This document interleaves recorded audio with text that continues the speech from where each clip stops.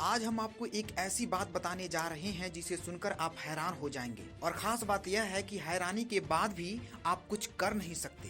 दरअसल हम बात कर रहे हैं कोरोना के टीकाकरण की, जिसमें आपने देखा होगा भारत देश में और इसके अलावा भी अन्य कई देशों ने वैक्सीन के लिए वैक्सीन कंपनियों से वैक्सीन बड़ी मात्रा में खरीदी और अपने देश के नागरिकों को वैक्सीन की डोज को लगवाया और लगातार लगवा भी रहे हैं।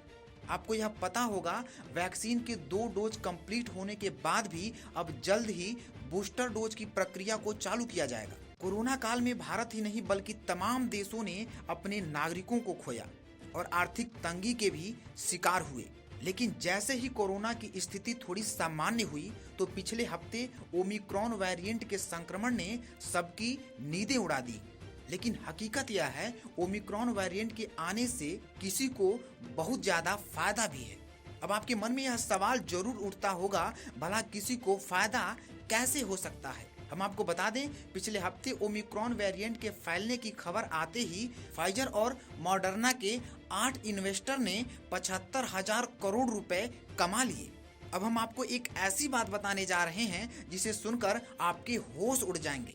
कंपनियों के द्वारा मुनाफे में 2 गुना, 4 गुना या 10 गुना तक सुना होगा, लेकिन वैक्सीन कंपनियों ने 75 रुपए में तैयार की गई वैक्सीन को 30 गुना तक वसूली कर रहे हैं। आपको बता दें, नए वेरिएंट और बूस्टर डोज को वैक्सीन कंपनियां कमाई का जरिया बना रही हैं और कोरोना का डर दिखाकर दुनिया भर में वैक्सीन कंपनियों की मनमानी चल रही है। एक तरह से देखा जाए तो वैक्सीन कंपनियां चाहती ही नहीं कोरोना कभी खत्म हो। माना जा रहा है सरकारें, डॉक्टर्स और साइंटिस्ट भले ही कोरोना महामारी को खत्म करने की पूरी कोशिश कर रहे हैं, लेकिन बड़ी फार्मा कंपनियां ऐसा नहीं चाहती। आपको बता दें, वैक्सीन कंपनियां कोविशील्ड और कोवैक्सीन की तरह फाइजर के अल्बर्ट का कहना है कि वैक्सीन डोज की कीमत बिल्कुल लॉजिकल है।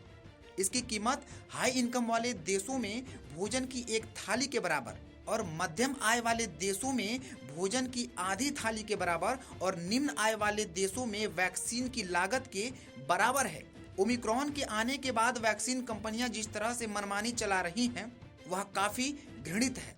75 रुपए में तैयार वैक्सीन पर 30 गुना तक मुनाफा कमा रहे वैक्सीन कंपनियां गरीब देशों के गिड़गिड़ाने पर भी वैक्सीन नहीं दे रही हैं।